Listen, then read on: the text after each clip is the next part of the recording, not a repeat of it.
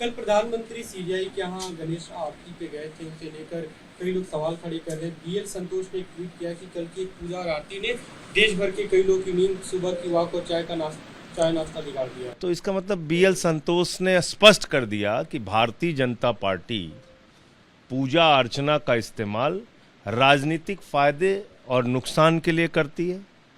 BJP ने स्पष्ट कर दिया कि कल की पूजा का मकसद लोगों के दिमाग में हलचल पैदा करना था। कहां सपना देखा बीएल संतोष जी ने इस बात का? कहां इस बात का सपना देखा? पूजा अर्चना पे किसने सवाल उठाया? पूजा करने को किसने गलत कहा? आस्था पर किसने सवाल उठाया? इसका मतलब भारतीय जनता पार्टी का मकसद पूजा करना नहीं है। भारतीय जनता पार्टी का मतलब पूजा के बदले राजनीति का लाभ और नुकसान देखने का है। बीएल संतोष के बयान से स्पष्ट नजर आ रहा है। उस पर मैं और क्या बोलूं? संजय राउत का बयान आया मणिपुर को लेकर, कह रहे हैं कि नायडू और नीतीश जी जिम्मेदार हैं जो ये हो रहा है, क्योंकि इन्होंने ऐसे लोगों का साथ दिया जो देश को जला रहे हैं। देखिए, पिछले लगभग 1.5 साल से मणिपुर जल रहा है और आपको याद होगा कि मैंने पार्लियामेंट में मणिपुर का मुद्दा उठाया था तो 11 महीने मुझे सस्पेंड रखा गया। 11 महीने तक मैं निलंबित रहा और आज एक बार फिर से मणिपुर के अलग अलग हिस्सों में हिंसा हो रही है, लोगों की जान जा रही है, लाखों लोग सड़कों पर उतरे हुए हैं। तो अगर एक सहयोगी दल के रूप में नायडू जी और नीतीश जी इस सरकार के समर्थन में हैं तो उनको सवाल उठाना चाहिए। बीजेपी से तो किसी को कोई उम्मीद नहीं है। वो तो हिंसा में विश्वास रखती है, दंगे फसाद में विश्वास रखती है, नफरत की राजनीति में विश्वास रखती है। वो तो चाहती है मणिपुर जलता रहे। बीजेपी तो चाहती है कि देश का हर हिस्सा नफरत की आग में झोंक दिया जाए, देश को बांट दिया जाए।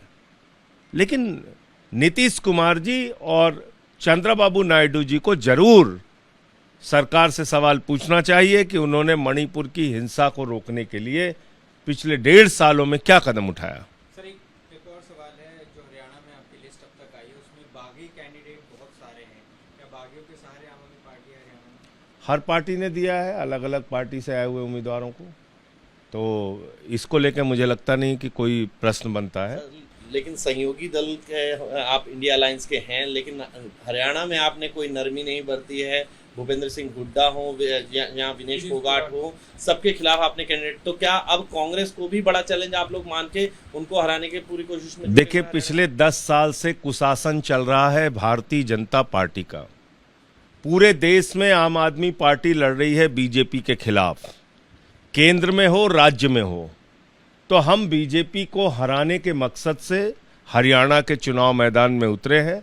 भाजपा का कुशासन, जिसने किसानों पर अत्याचार किया, नौजवानों को बेरोजगारी में धकेला, अग्निवीर जैसी आत्मघाती योजना लेकर आए, भारत की सेना को कमजोर किया। भारत की सेना ठेके पे नहीं रखी जा सकती।